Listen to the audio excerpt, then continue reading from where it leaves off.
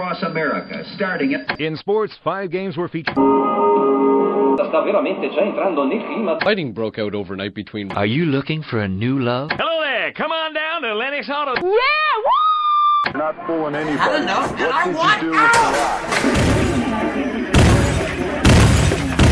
out! Can't walk away now. Truth. We want information. Information. Information. I am not a number. I am a free man. You're listening to PowerTank. Take control of your mind.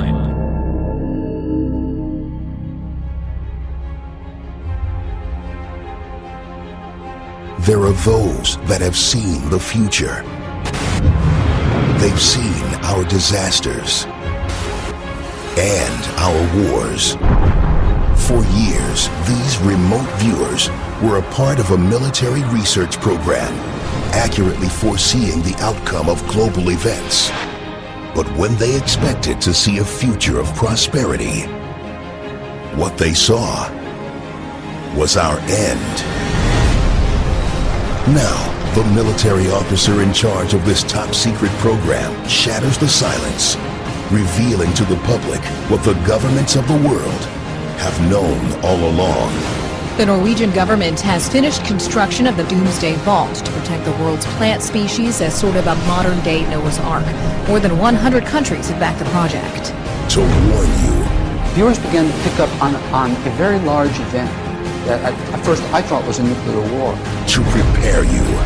Would cause the deaths of millions of people. I don't want to believe it. To help you survive.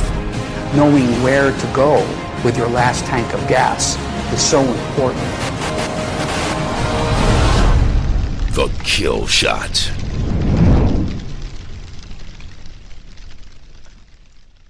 It's Saturday night, football night as I'm calling it, hailing from Colorado, and this is PowerTank. Welcome to the show. I'm your host and DJ Shred from the Power Chords Music Network, and as many of you know, I'm usually on the air over there on the Power Chords show, spinning out the hard rock and metal from the last few decades, offering my own views and critiques on the industry as a whole. In those late night sessions, I've had some interesting discussions with some of you listeners from around the world, and discussions which would make great radio, but were not exactly appropriate for the music, for a music-only channel. So many of you might be asking this. I've got a couple of questions to the email here. Why am I doing a paranormal conspiracy and exo-political show as well?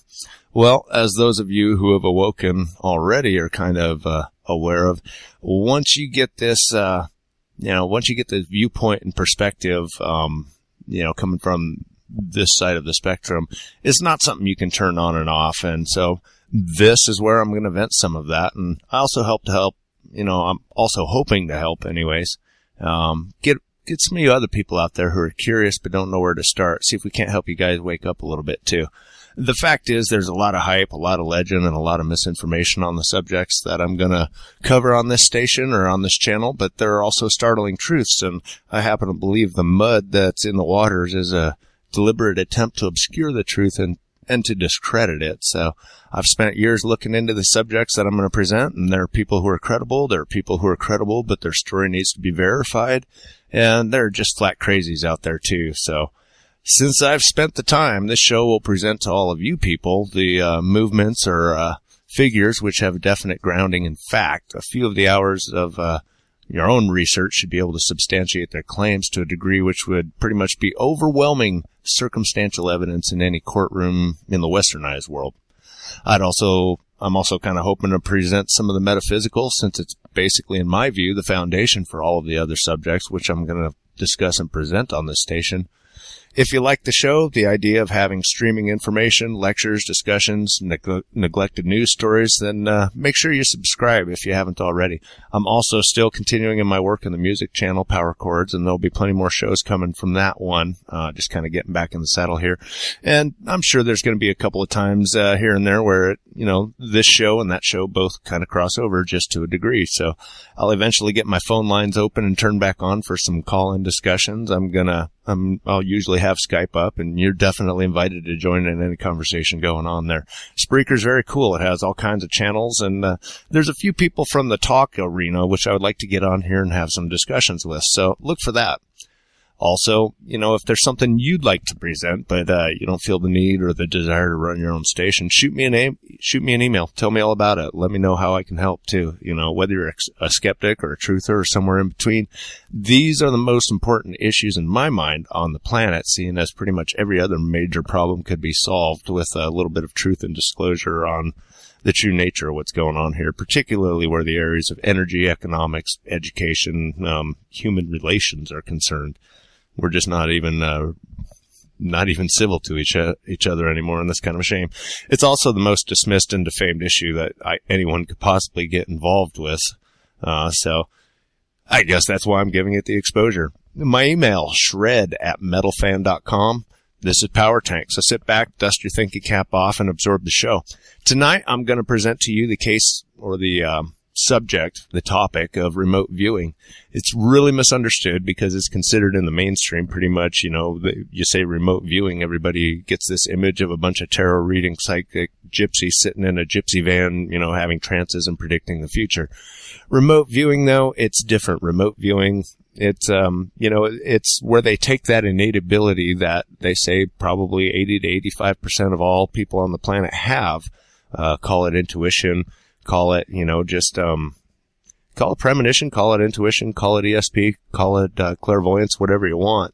That is believed by the military anyways, that 80 to 85% of everybody on the planet has an innate ability, and that can be developed.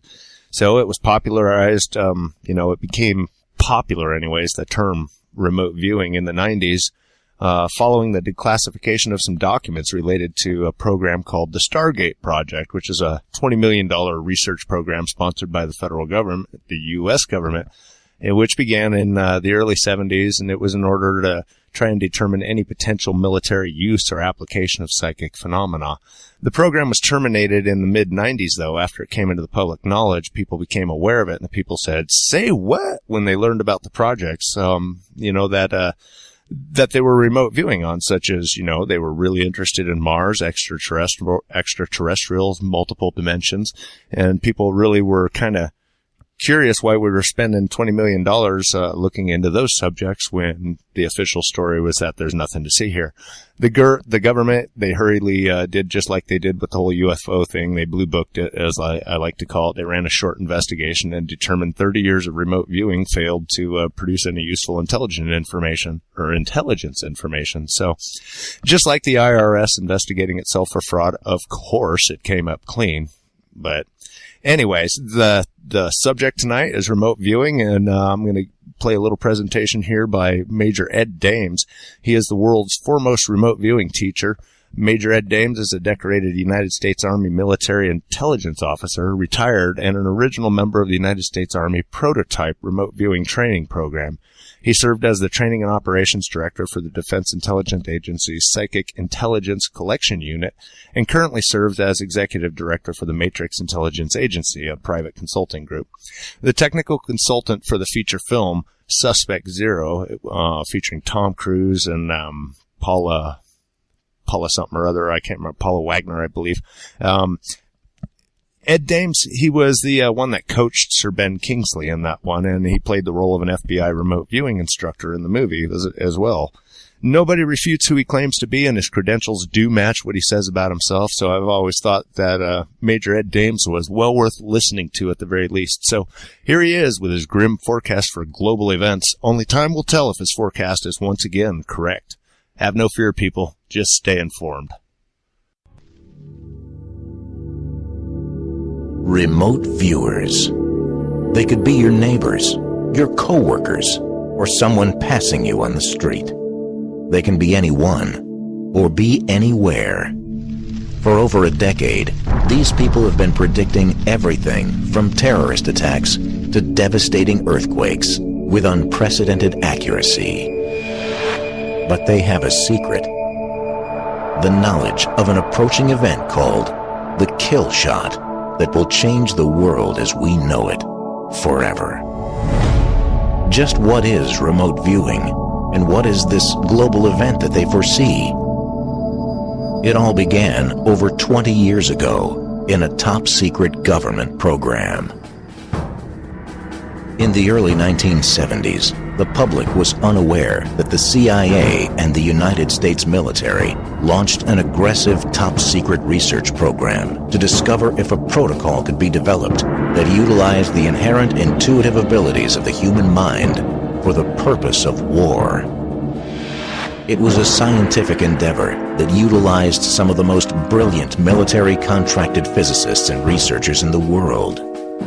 They would exhaust the use of every modern tool and study to determine the secret behind extrasensory perception, or ESP.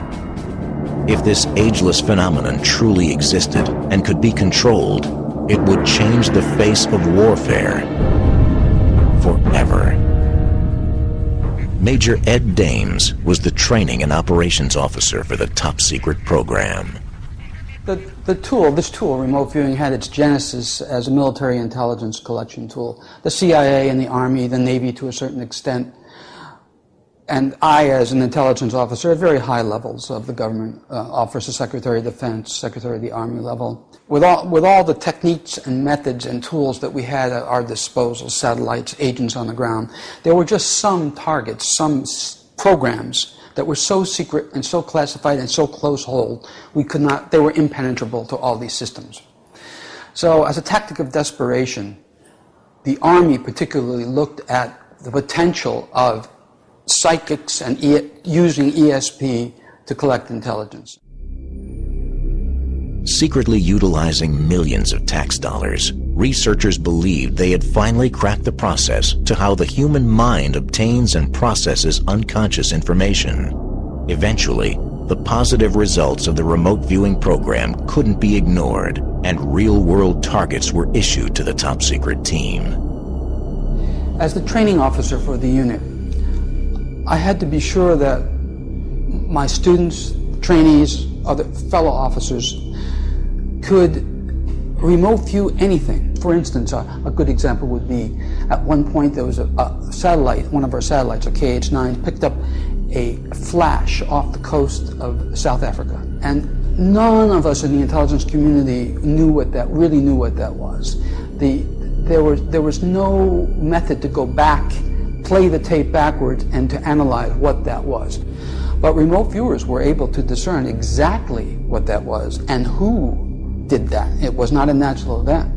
The results are still classified, so I can't talk about it anymore. But that's an enigma. That was an enigma we had to turn our attention to and penetrate. In fact, throughout these remote viewing operations, Major Ed Dames received 3 medals of recognition for matters of national security as the head of the remote viewing program. To this day, the details surrounding the recognitions are classified. Up until this point, trained military remote viewers looked strictly at current-day targets. But intelligence officials and generals wanted to push the viewers even further, to push their minds into the future. I began to push even forward in time, over the horizon, the future. Can remote viewing, how effective is it against future events? I was looking ahead to see if we could put together an outline for our bosses of events over the horizon.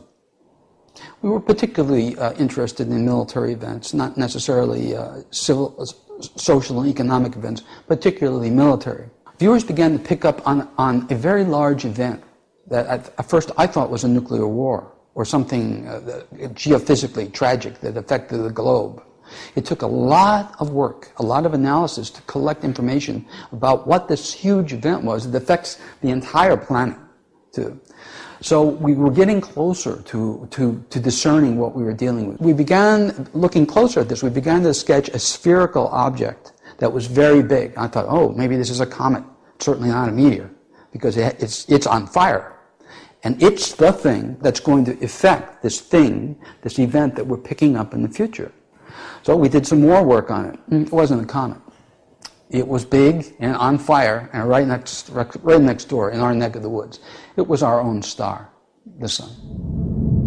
Specifically, viewers foresaw a series of solar flares that are so powerful they penetrated into Earth's atmosphere, destroying global communications and heating up regions of the world to such an extreme that it would cause the deaths of billions. Our star, man's source of life, would now become our greatest enemy. Of course we continued this work about, how could we not? And we were concerned about exactly the nature of it. How survivable, if at all, was it? How many would survive and under what circumstances? Those kinds of things. And especially, how far out in the future were we looking at? Was this 500 years, 50 years, 5 years, 5 months? But soon after the discovery of the kill shot event, informational leaks began plaguing the program. The operation became public in the 1990s, and the CIA and U.S. military had no choice but to confirm and declassify its existence. Major Ed Dames followed suit, retiring from military intelligence to pursue civilian remote viewing training and operations. Now that Ed Dames was free to inform the world about the frightening discoveries made during the program, would the world believe it? Would they prepare? Ed Dames wanted to prove that remote viewing worked, that it could accurately peer into the future. It was on the national radio show Coast to Coast AM that he did just that, beginning with a prediction he called the shot across the bow. So many years ago, we looked ahead at the kinds of things we would be looking at. One was what I called on national radio the shot across the bow, that the sun is going to produce a very large solar flare, a discrete burp that will be very large and be a red flag toward geophysicists and solar physicists. I went on national radio and I said, get ready, this rampage is about to begin. 2 weeks later, the largest solar flare in recorded history happened. It was, luckily, the sun, that particular event was facing away from the Earth because it was at least an X35, some people say X50 or whatever. Point is, the solar physicists, atmospheric physicists, had to create a whole new logarithmic band for what they called a mega flare.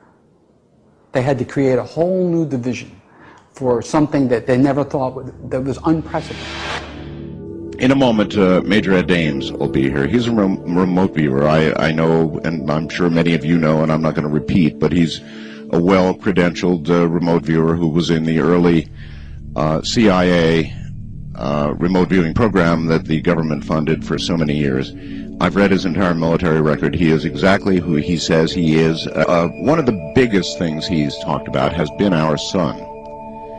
And that the sun was going to get unpredictably and horrendously active and would first fire a shot across the bow. This is from thenewscientist.com, and the reason I'm going to read this is because a lot of people say, well, you know, Art, the sun has 11-year cycles, and there's nothing unusual about what's going on right now. Oh, are you wrong? Listen carefully. The headline is, Sun More Active Than For a Millennium. The sun is more active now than it has been for a millennium. The realization, which comes from a reconstruction of sunspots stretching back 1,150 years, comes just as the sun has thrown, their word, a tantrum. Over the last week, giant plumes of material burst out from our star's surface and streamed into space, of course causing geomagnetic storms here on Earth, which, in fact, one of them so powerful, the most powerful ever recorded, put our instruments in total saturation for 11 minutes. Satellites out there designed to measure these things, they went into saturation. It went up against a peg and just stayed there. It was so powerful. Today, actually a couple of days ago now, when I called him during the intensity of all this, and he said, Art, that was it. That was a shot across the bow. Just 2 weeks after Major Dames' national radio prediction in 2003, the largest solar flare in recorded history happened. The direction of the flare shot across Earth's path around the sun. If the coronal mass ejection had occurred just 3 months later, the world as we know it would have changed forever. But this would merely be a warning of things to come, a precursor to the kill shot itself. Major Dames revealed even more near-term events that would precede the kill shot. He informed the world on national radio that a new mutated killer crop fungus would soon be discovered in Africa and devastate food supplies, eventually traveling to other regions of the world over the seas to the United States. As time passed, many had forgotten about this prediction until one day in 2007. When I read this, as I said on the air, Ed, it stopped me cold in my tracks. Spores that begin in Africa, spread around the world. That sounds an awful lot like what you said.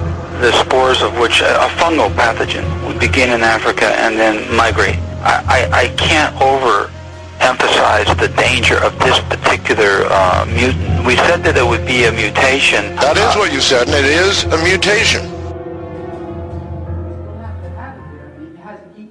Even more predictions were revealed on national radio. But this next event was more terrifying than many could have imagined.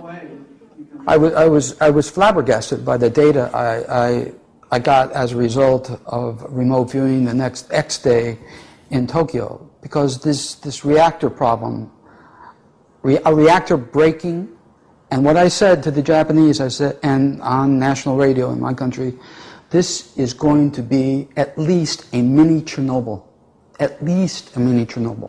So again, what I said on national radio in my country, because the Japanese would not want to scare their citizens with this knowledge, was that Japan's going to experience, and when they experience this big earthquake, this next big earthquake, Tokyo will be okay, but this reactor problem will cause at least a mini Chernobyl.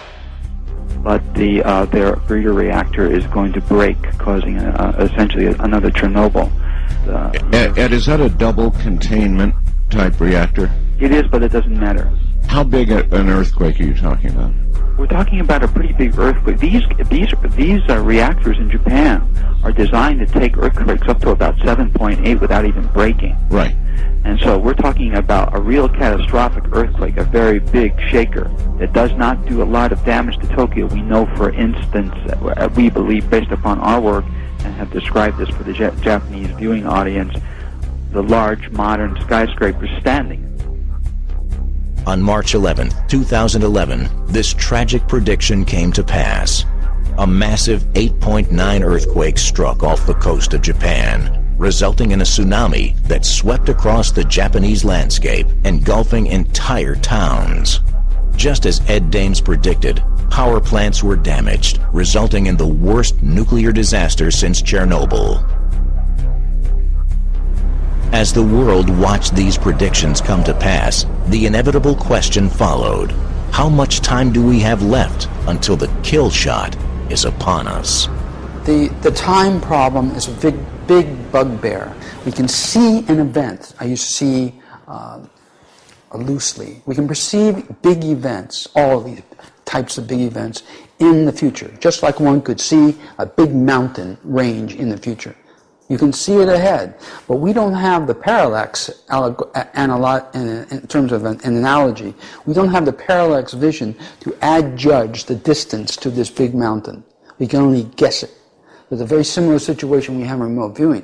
We can perceive these events ahead, but we can't adjudge the distance in time. So it's still a big problem for us. That's why we had to go through this nut roll about looking at the preceding events that lead up to this huge catastrophic disaster on Earth. When is this going to happen? Because that's the big one. That's the big question. When is it going to happen? So much time has been dedicated by remote viewers, my team and others, individuals, to attempt to discern this. And again, since mind is outside of time, we cannot put a calendrical date on the beginning of this sequence. But what we've done over the years is establish preceding events, large, recognizable preceding events that lead up, that we can see, are dominoes that lead up to the beginning of this kill shot sequence. Many of these preceding events have already come to pass, including the shot across the bow, the killer crop fungus, and the Japanese disaster. But what else do viewers foresee coming over the horizon? We picked up the use of a nuclear weapon on the Korean Peninsula by the North Koreans, and this event would be one of the last events that humans recognize before the kill shot sequence begins. We haven't seen that yet. This prediction was revealed years ago to the public on the Coast to Coast AM radio show. At the time, the nation had zero nuclear capability, and the notion that they would use a nuclear weapon as an act of war was widely believed to be absurd. As time went on, the idea and the first nuclear test happened in North Korea. That got the attention of a lot of people who had heard my prediction, saying, "Uh-oh, I hope he's not right. That was just a test." But they are certainly developing. And we know now, we have remote viewed the fact that they're developing at least atomic mines, underwater mines, against U.S. subs. We know that as remote viewers. And we know that they're going to pop a nuke in anger because that event was so big. It's not a little epiphenomena like a baseball game or something like that. It's a big event in history. We're not prophets. We're not prophesying. We're just using remote viewing to look that way in a particular direction at the particular topic, and it's just like turning your telescope onto and focusing it onto a particular target and studying it. That's what we do. We choose the targets. The North Korean prediction appears capable of coming to pass any year now. But there is another event that remote viewers fear the most, a sign that the kill shot is imminent. What would be that final recognizable event just prior to the kill shot sequence? The best that we could come up with, pushing ahead, the best that we could come up with was what appeared to be a space shuttle being forced down by what appears to be a meteor shower or something like that. For those of you who are not remote viewers, let me give you a little bit of insight into what remote viewing is in terms of a skill set. Most of the information that we derive from a target is in terms of word idea concepts, patterns of information that we perceive and turn into word, search our memory for words and apply those words, a written word on a piece of paper, and move on. The information we had that led us to believe that we're dealing with a space shuttle as a final precursor event to space shuttle coming down, as a final precursor event to the kill shot, was a collection of those rough sketches. So analytically, we're saying it looks like the space shuttle coming down. As a result, there had been some confusion by not only the public, but also many remote viewers. The session sketches generated had resulted in the assumption that the craft being forced down was a U.S. space shuttle, since it was unique to the world at the time of the prediction. Our sketches and drawings look like the current, very similar to the current U.S. space shuttle vehicles. There are some variations among viewers too, but we know that the Air Force has another program now, a nascent program.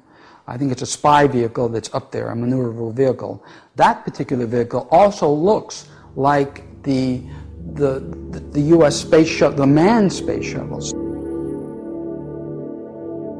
Today, the recent U.S. space shuttle design is being emulated by many different space agencies around the globe, both government-oriented and private. No longer is the design unique to the U.S. space program, but the precursor itself remains the same. When a shuttle-like craft is forced down from orbit, the kill shot will begin. When you see these particular events happen, that last one in particular, we don't know how much longer it will be until the kill shot, because mind is outside of time. The best that we could do is say this event is the last big one that you'll see as remote viewers before this kill shot sequence happens. Regardless of how long it is, that period between this shuttle event and the beginning of the kill shot sequence, we know as viewers, and I have personally viewed this particular event a number of times because it's so powerful, that all of these warring parties that we see on the planet, all these many wars, that on the ground, all of these soldiers look up in the sky. They all look up. So something is happening in the sky. In fact, there's probably unprecedented atmospheric effects that in recorded history, perhaps in unrecorded history, there's been events like this, but nothing in recorded history. Something happens in the atmosphere that has not been seen before, because all these soldiers are looking up, and then they go home. Their priorities change. They go home. So that's when it starts. This kill shot sequence will cripple communications worldwide. It will take out satellite communications in a very short order. Power grids. We're all aware of what it will do with the power grids and what it has done in the past, and in certain instances. Go back and check it out. Power grids will go down. There's many people over many months of time, and throughout the world will have no power. There are cities without power and communication. You can figure out for yourself what that will mean too.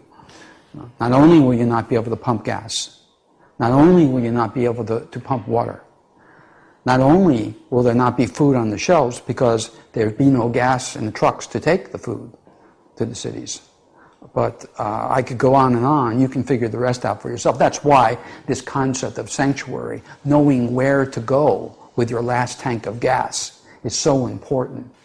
There are some tangential effects that we're picking up also as remote viewers, and have picked up over the years. Apparently, the center of the Earth, the core of the Earth, is changing rapidly as an effect of what is happening on the sun. And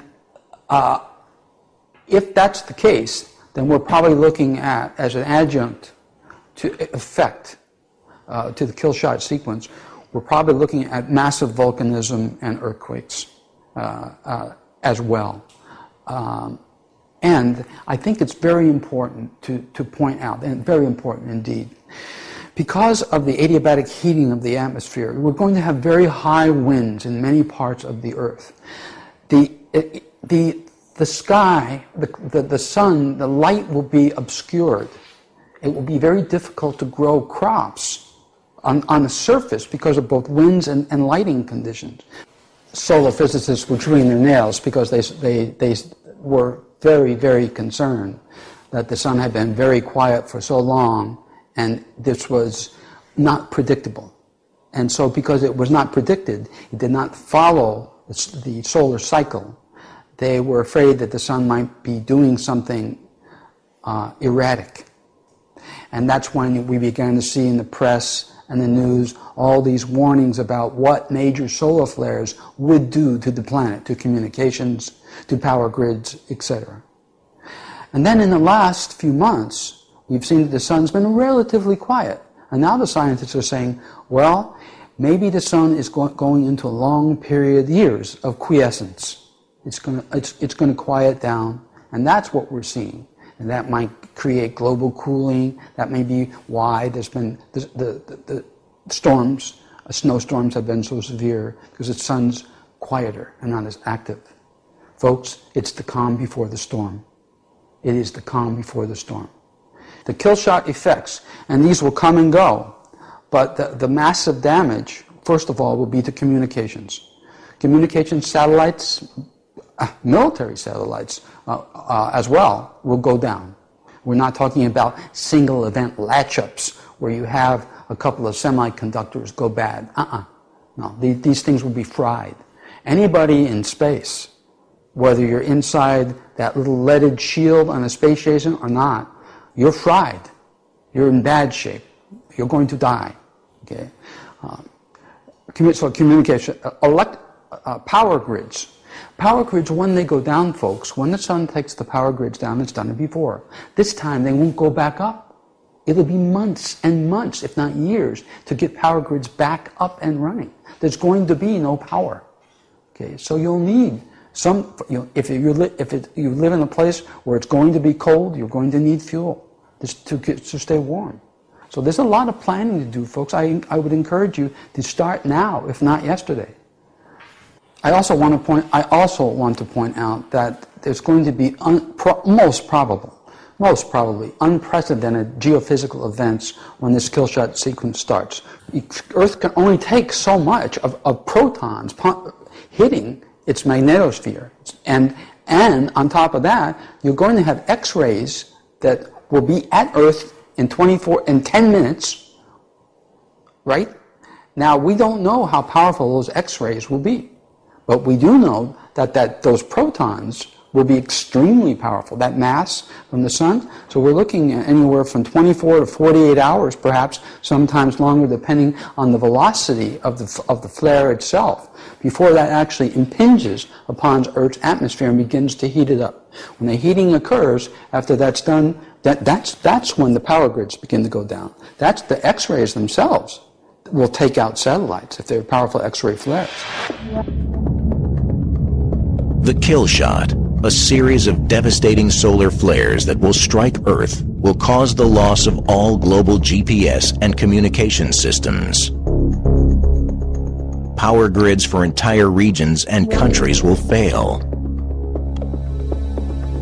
There will be unprecedented regional heating and atmospheric effects. But what parts of the world will be affected the most? And what areas do remote viewers see as survivable? This is not to say, I want to presage, I want to caveat what I'm about to say and qualify it with this.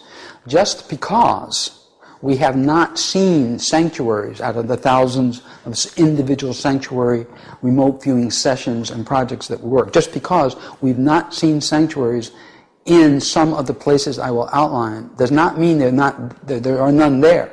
I'm just saying a pattern has emerged that says the following. South America. We found no sanctuaries in South America or Latin America. We have found, additionally, very few sanctuaries in the entire southern hemisphere, including Australia and New Zealand, with some exceptions in Australia and 1 or 2 exceptions in New Zealand. Almost all of the sanctuary locations are in the northern hemisphere. For Europe, a number of sanctuaries for Europe, but almost without exception, they are all in generally northern Europe, but not too far north. So we're looking at certain places in Austria, Poland, all the way through Russia. But it's important to know that all of these sanctuary locations, almost without exceptions, are small locales that are distant, fairly distant from population centers or separated geographically by mountain ranges or bodies of water from large population density centers. And you know as well as I do that how many people do not have the option to move. Even if they knew where a sanctuary was, even if they knew where their own personal survival zone was, they don't have the option to move. For those people, here are the very, very essential things that you're going to need to try to sit this out. Fresh water is critical. You must have fresh water because it will be in short supply almost worldwide, not all over the world, but in many places, very short supply. Critical. As much access to fresh water as possible. If you happen to live next to fresh water, clean fresh water, you're lucky. That's the best condition to live in. Obviously, food. You're going to have food. Everybody now feels that something's coming down. Economically and globally, it has nothing to do with the kill shot. That's just economics alone. Food supply is already short. And food is expensive and going to be more expensive. But it will be absent. There will be no access to food once the kill shot sequence starts. You'll have to have stored food. Shelter. You need to have shelter, as you know. And you're going to need to protect yourself. You can't do this alone. People need people. You'll have to band together as communities hopefully, and for self-protection and to help each other through this.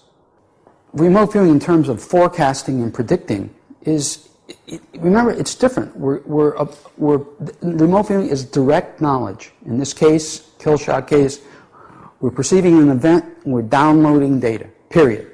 You can take that or leave it. Do whatever you want with the information. I feel that it's important in terms of a public service to put that info out, like we did in the case of a global economic collapse. When gold was $230, I told the public on national radio, it's going to $2,000. Everybody laughed at that. They laughed at the Japanese quake. In fact, the Japanese public were so scared they didn't want to believe that something like that would ever happen.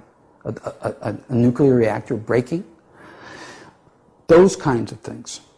You know, we've got a track record here. It's scary. It scares me.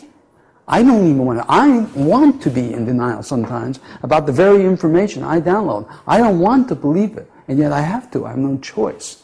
But I sure don't want to think about it. But I'm going to have to. It's going to be forced down my throat sooner than not. An important consideration, and let's not kid ourselves. You can imagine how many emails I receive and how many people walk up to me and say, Ed, you know, I believe that this is going to happen based upon your past predictions and based upon my own remote viewing. But my family and friends think I'm bonkers, or they're not going to accept this, or they're angry at me for talking about it. What should I do? I always have the same answer. It's just what I would do the same thing too, and do the same thing. Identify your own sanctuary location. Identify it. Recon it and become familiar with the area. Take some time off from work. If you're lucky enough to have a job under this administration, take some time off from work. Go and familiarize yourself with this place, this small town or village or wherever it is. And know how far it is to drive, or if you have to get on a plane, how long it will take to get there, etc. I said, because when this sequence starts and there's no commo, and there's no electricity, no power, and there's no water, etc., then your friends and your family will believe you. But if you do not have your affairs in order and have not identified this safe zone by then, you're still screwed. So do it quietly, do it alone, let them continue. There's no need to continue the discussion. Just tell them it's a hobby. Identify this place to go to. That way when they're scared to death, you can say, honey, let's go. Take the kids and let's go. Call your brother, your sister later, when we get there, and if you can call at all, or tell them where we are going so they can come too. Do that. In my career, I was a science and technology intelligence officer, so I've had a career briefing and working with some of the best scientists and engineers in the world, especially in my own country, too. And I've seen skepticism in all fields, so I'm perfect. It's easy to understand skeptics, and frankly, if I were not a remote viewer, and Ed Dames or somebody like me came up to me and told me about this, I wouldn't believe him. How could you? This thing is so disastrous to even think about. Why even think about it? You don't want to hear stuff like this. The world's a difficult, some places, many places, grim enough place to live now. Who wants to hear about the end of days and being fried by El Sol? So I'm perfectly sympathetic with the skeptics. There's an additional point that I really need to make. I really need to make this because there's so much confusion in the public eye about remote viewing and remote viewing predictions compared with the end of the world type of prognostications that we see all over the place too. We're not saying, as professional remote viewers, that the kill shot sequence is the end of the world. We're saying it's the end of life on Earth as we know it, probably, but it's not the end of the world. There's still going to be humans alive on this planet that are going to have to rebuild after the sun goes back to normal, which it will. We don't know how long that will be. Near-future predictions will continue to be provided by Major Ed Dames as we approach the kill shot, including upcoming disease outbreaks, natural disasters, and economic changes. As these precursor events arise, Ed Dames and his team will be there, looking over the horizon of time, revealing safe havens, and providing warning to all who will listen.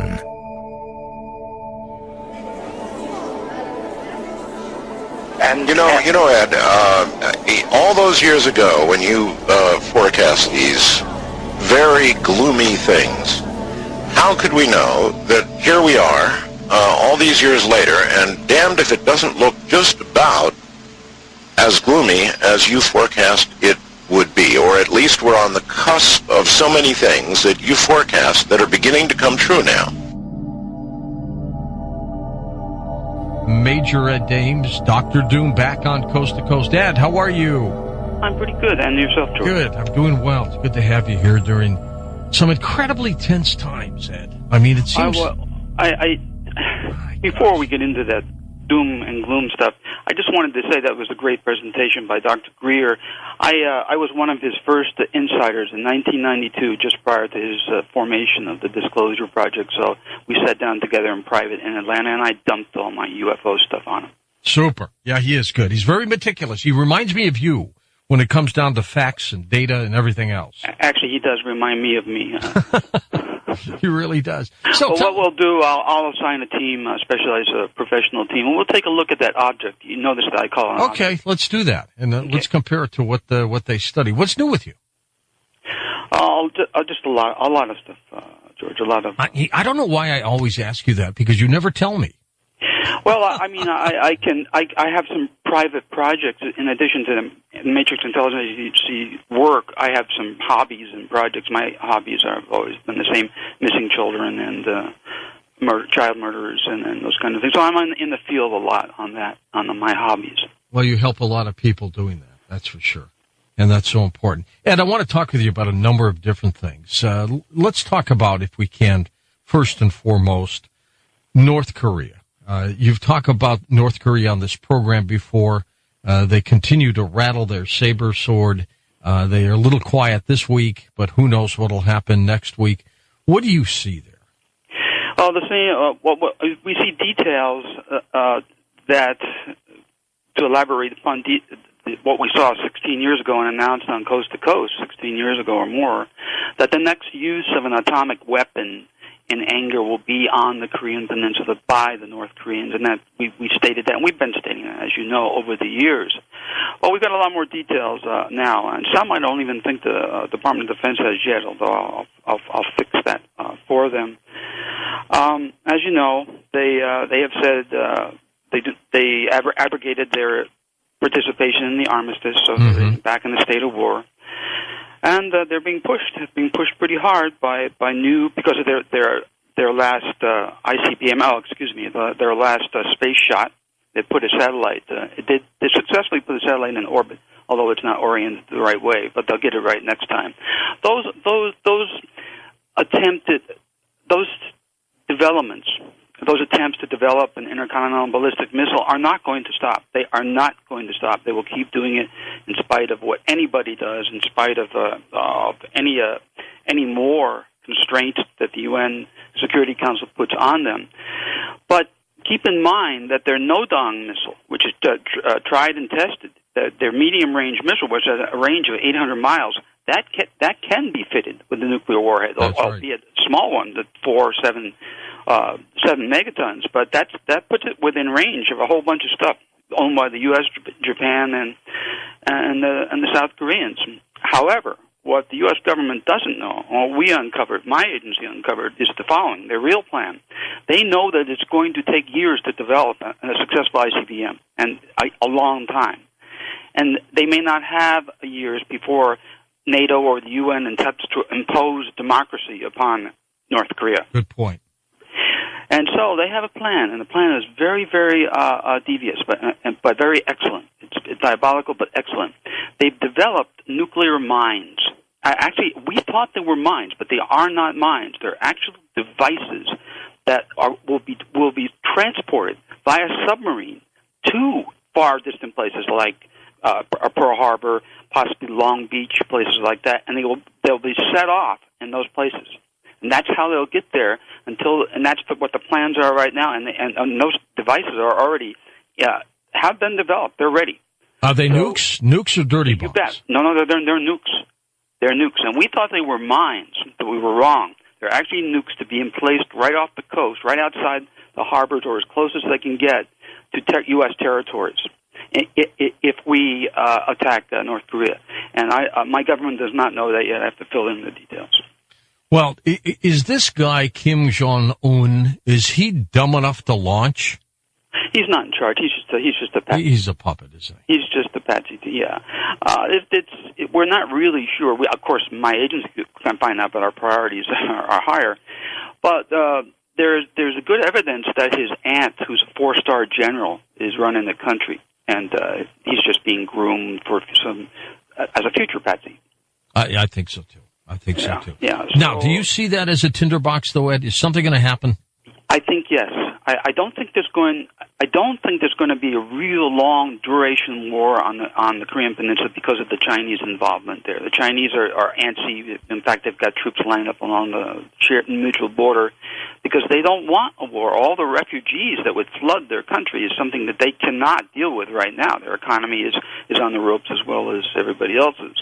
So the Chinese are not going to permit a full-blown war on that peninsula. But I think there will be some incidents there. However, there's going to be incidents all over Asia, all over the Pacific, the Chinese and Japanese and Taiwanese and the mainlanders. Right now, the whole world's a powder keg. And the reason the Chinese have lined up their troops to keep the North Koreans from scattering into China? No, correct. Because if there is a war, there'd be so many refugees. Yeah. And China is economically pressed right now, so that's not something they want. And they are providing assistance still, even though they just sat down for talks. North Korea said they're not going to sit down with six-party talks anymore because they feel humiliated, especially since the U.S. is sitting at the table there dictating terms. They're not going to do that. They're way too proud. Are you concerned about North Korea? No, I'm concerned about something far bigger that will eclipse that, and it's the proverbial kill shot. I think 2013 is the year it's the hot time in the old town tonight. The reason I'm saying that is over the years, 15 years ago when I predicted this global economic collapse, one thing that we saw, we were wondering when this would happen, and all the research that went into trying to determine when this global economic collapse would occur, concomitant with the collapse, I'm not saying before or after, on the cusp of, is a global pandemic.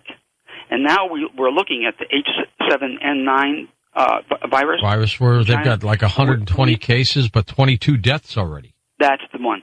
That's the one that we're looking at right now. In fact, we're studying it, and we're saying that this really fits, that it just really fits as a candidate for what we're seeing. And this large passing space body, if all the people who have not seen my Kill Shot DVDs, and it's free, they can go to the killshot.com and get it still.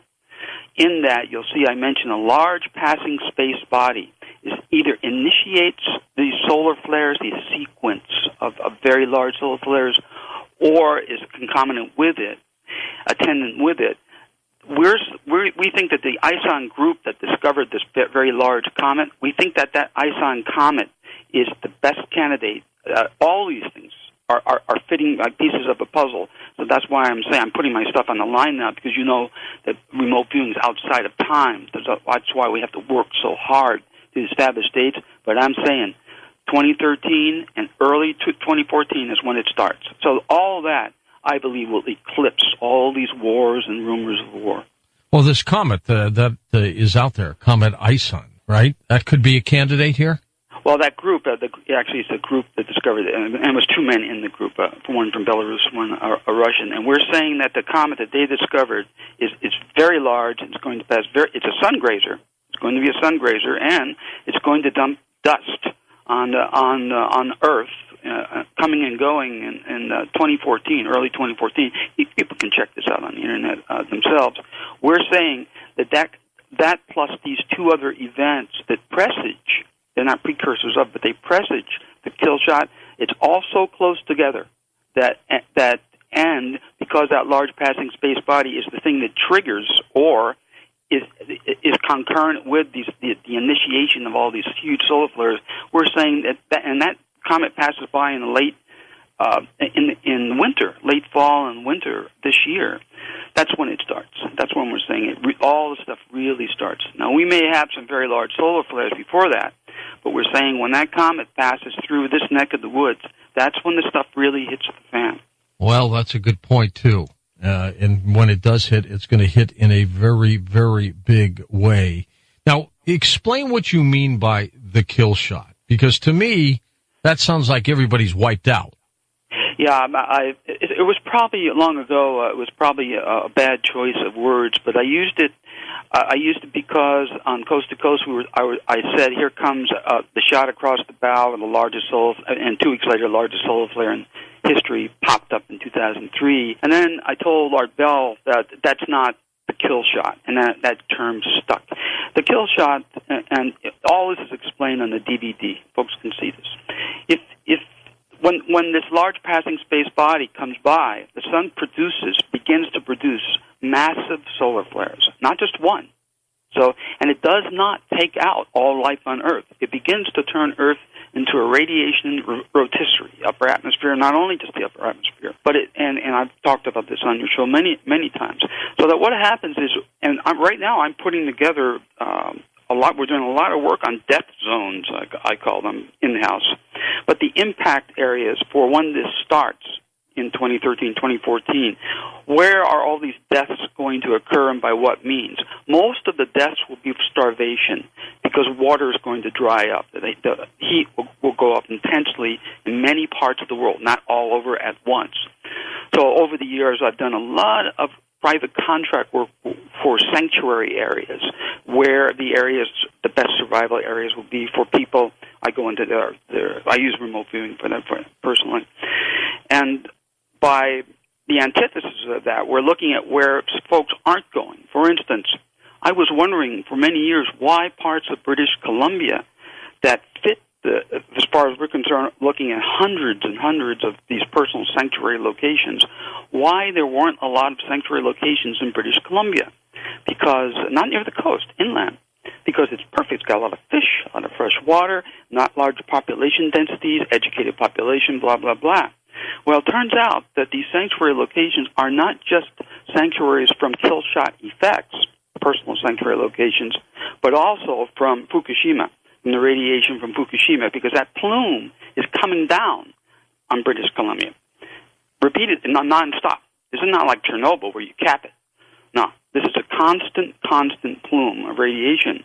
And just like the radiation from Chernobyl, I used to live right next to Chernobyl for many years. That plume came down. Belarus took it hard. Belarus took it tough. But Sweden, children had thousands of cases of thyroid cancer because the plume was carried that way. So these sanctuary locations are also sanctuaries from all the reactors that will break and discharge radiation into both the sea and the air, plumes underwater, plumes in the air. So what we're trying to do now is look at the most dangerous areas on the planet and trying to put together some matrix to determine what people are doing. I'll pass that out. That'll be ready, but I'm going to do 2 terminal speaking events in Orlando and Reno in the fall. These are closed doors, and I'll tell you why in a minute, but I'll pass out those maps at those events.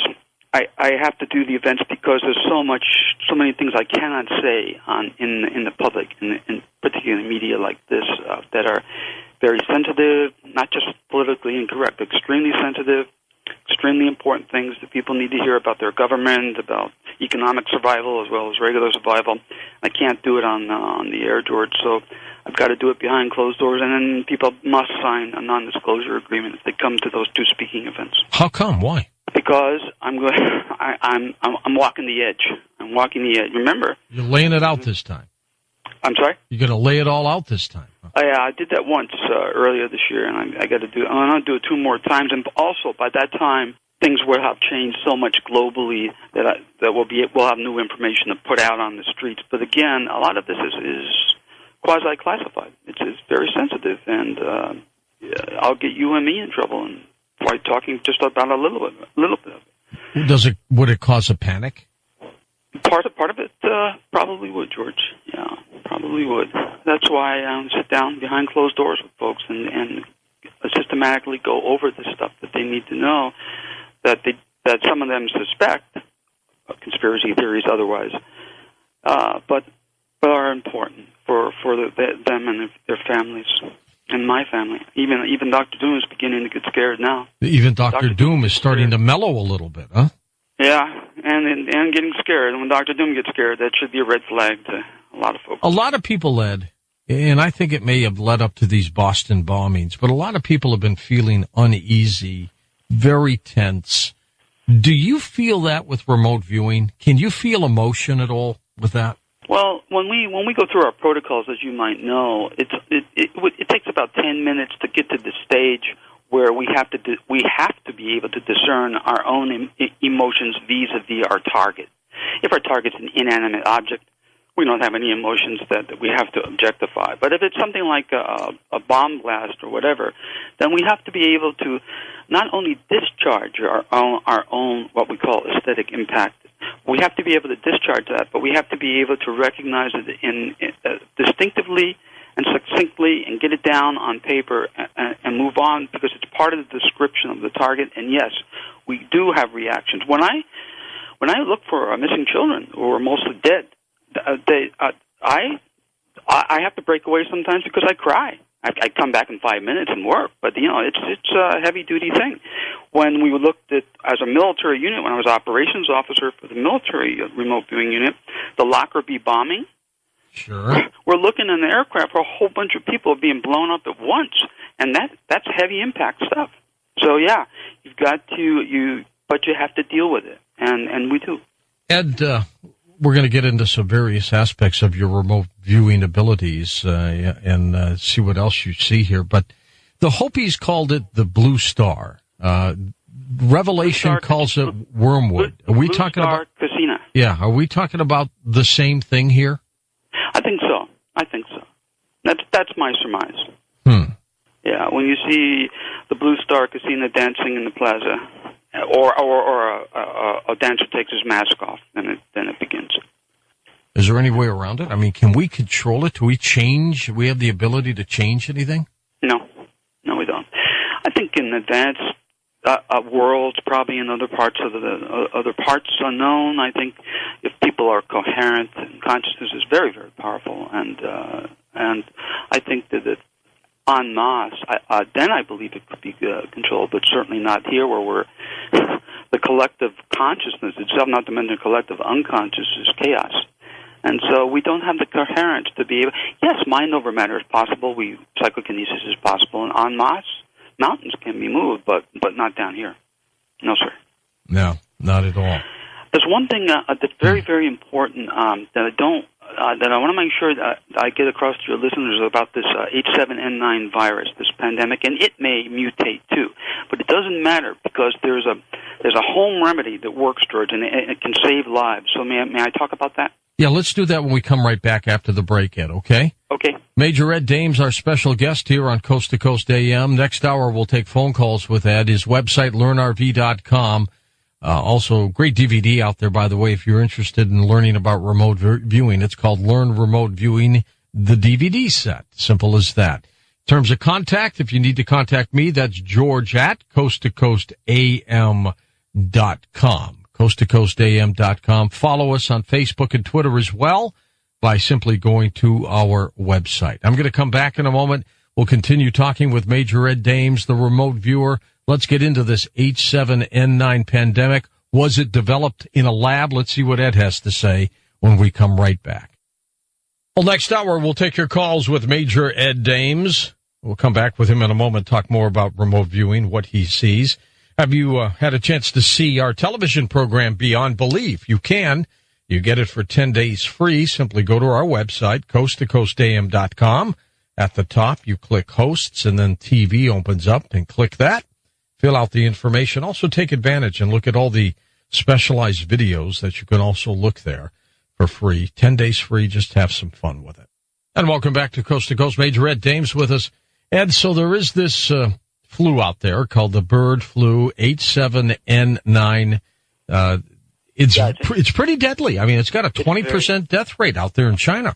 And even scary, it's an influenza A type of virus, and even scarier is the medical community does not know how it's being transmitted. In fact, there was one case of a typhoid Mary, where a woman, a virtual typhoid Mary, where a woman was later diagnosed with the virus, but had none of the symptoms, and transited and went to other municipalities and spread it. So it's very dangerous. So evidently, it's not only a human-to-human transmission, but there's another vector, and scientists don't know where that is yet. But I want to warn people, and it's going to come our way, I'm sure. This is the pandemic that we're looking at that's concurrent with the global economic collapse that we've been seeing for so long. Okay, I haven't been to a doctor in 22 years. Okay, I take care of myself. I've had some very serious things, but I've taken care of them, short of broken bones. I had full-blown pneumonia a number of years ago, and I mean full-blown pneumonia. Mm-hmm. But I used remote viewing to take a look at this while I could still sit and move my hands. And come to find out that I was looking at something that other people already knew about. That's the beauty of the Internet. Wonderful tool. This is what you do, and since this is a killer, this virus is a killer, this cure that I'm going to talk to you about, it can kill virtually any respiratory disease, any respiratory virus. It kills it. It drops it in its tracks after about 6 days of use. And it may save your life or the lives of your loved ones, too. It's oregano oil. You take a 1-gallon jug of water, anything you buy in the store or whatever, a plastic bottle of water. Put 20 drops of oil of oregano in that water. Cap the bottle, shake it. Don't try to drink this stuff with the oil on the top. It's nasty enough already. Right. Shake that, and every time you drink water over the next several days, drink only that water. Only that. It kills everything is gone. There's no side effects, and it kills everything that's in your respiratory tract. It's a wonder drug. Interesting. Okay, now this pandemic possibility, was it concocted in a laboratory, or this is natural? It's natural. It's natural. Remember, this idea of consciousness, it extends in a single mind, this field that Rupert Sheldrake talks about, this morphogenetic field. It's sort of an extension of consciousness. These microbes, they collaborate together because they want food. And in our case, it's birds and us. And in the influenza A case, it's humans and animals, other animals and birds.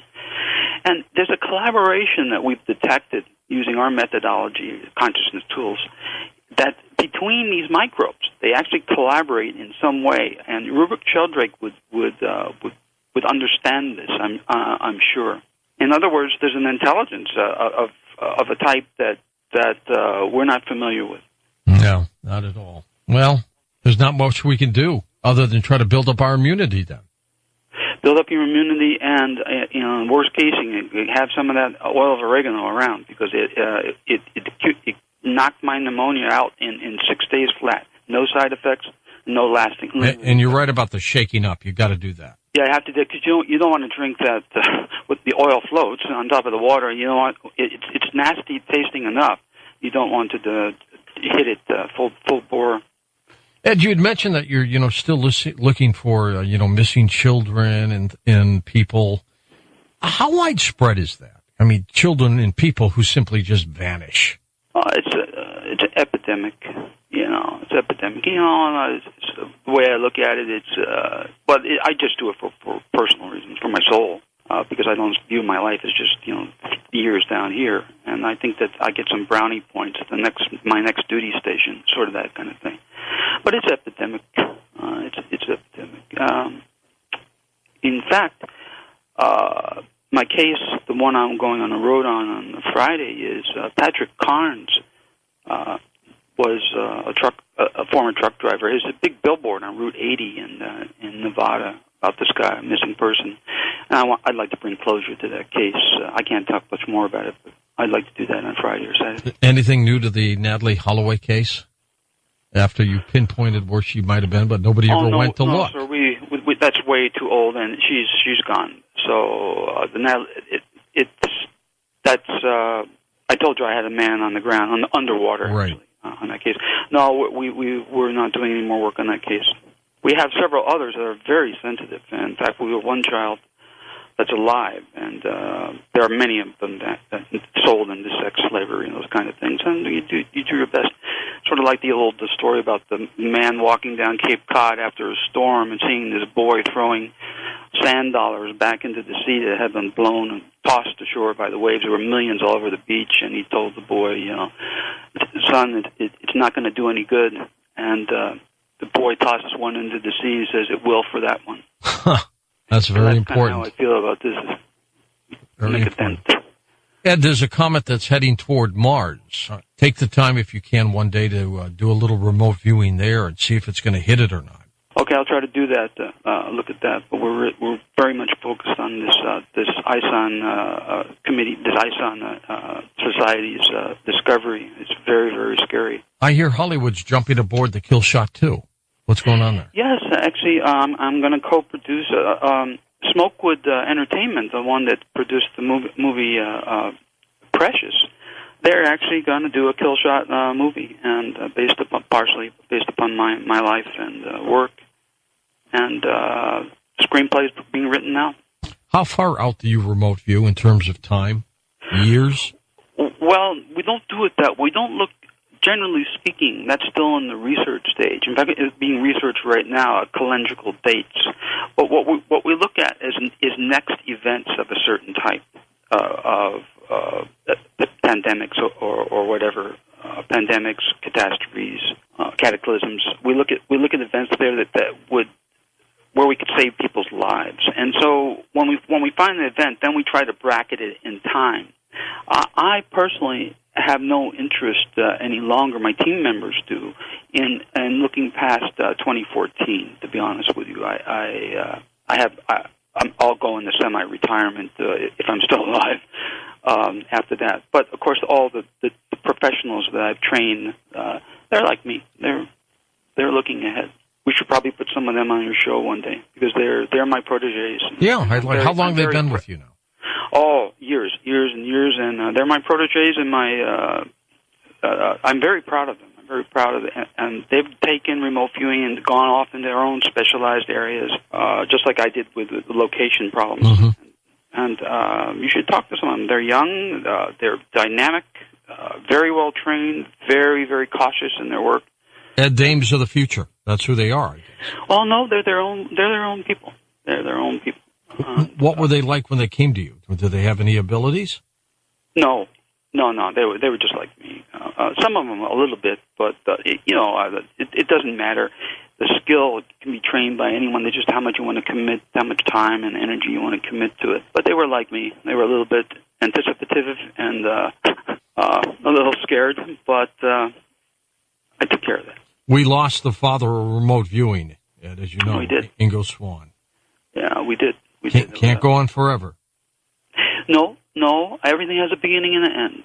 Empires, lives, you name it, countries, it has a beginning and an end. Do you have any comment on this Boston bombing situation through the eyes of a remote viewer? Well, the way we would look, what we would do in a case like that is we would ignore all of. I don't watch TV. I haven't watched TV since I was 16.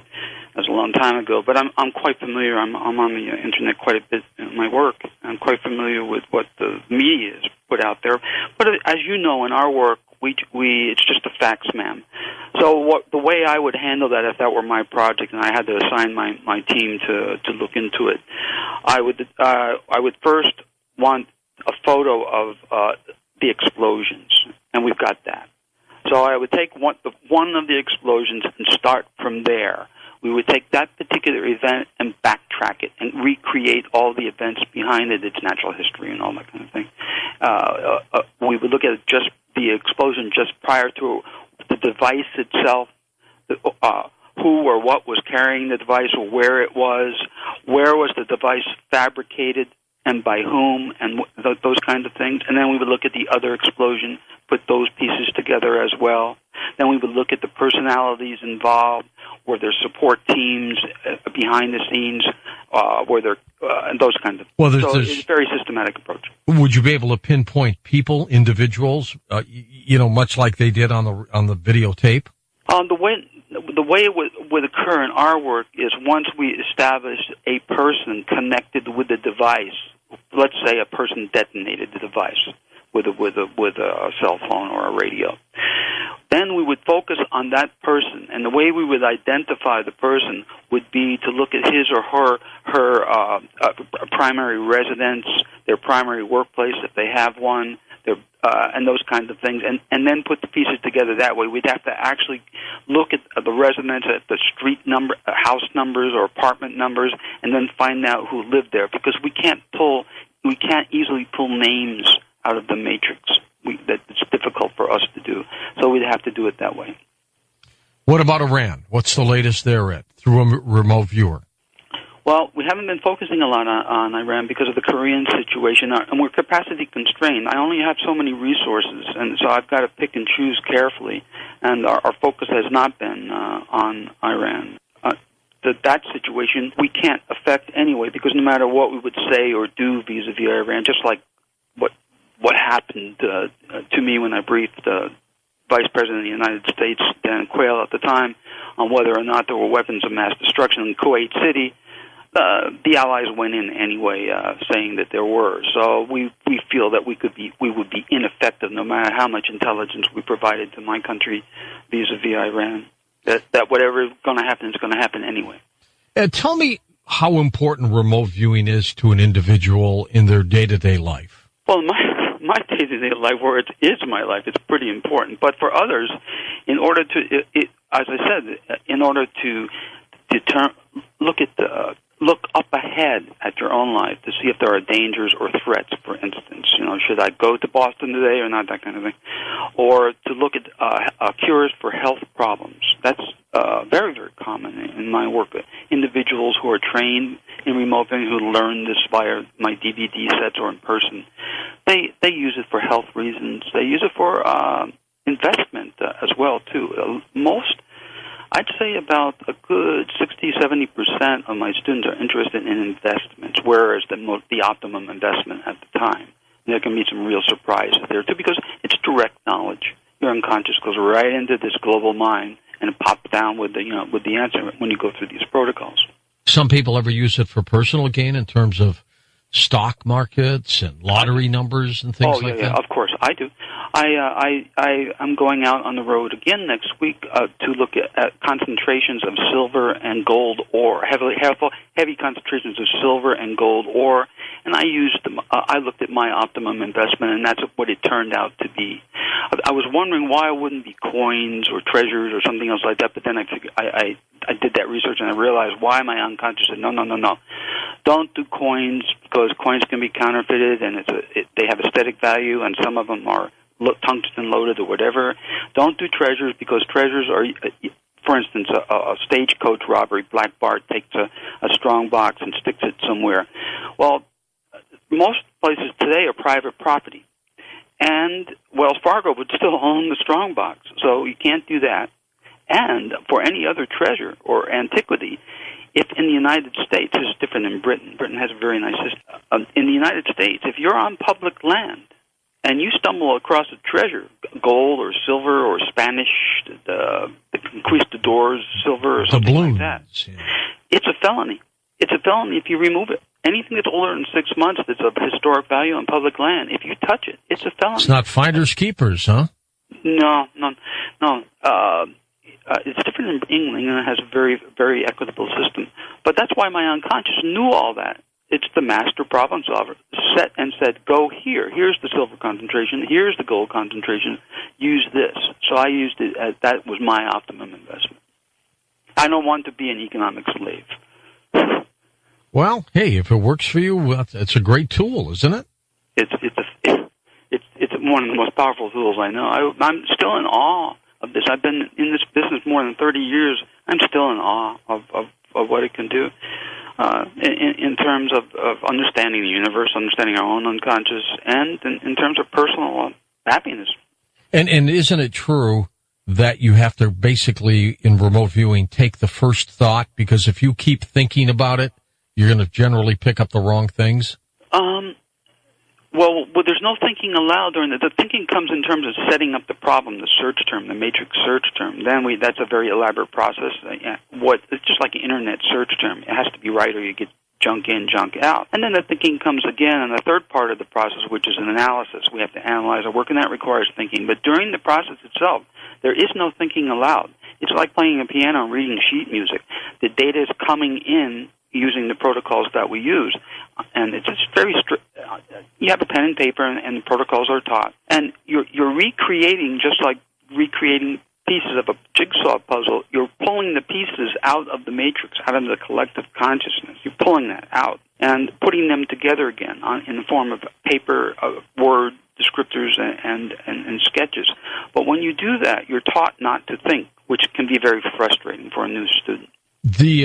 The solar flares from the sun, not the kill shot, but the solar flares, how much of a problem can they be? They do not affect us, and some people say that a sidereal time it is the best time in remote view is this, that, and the other thing. In fact, if my pros ever use excuses like that, they're fired. Fired, and they're out the door. There's no excuses. If you've got a remote view, you do it whatever time of the day, whether the solar flares are active or not, and it has not seemed to affect us at all. Not in the least, huh?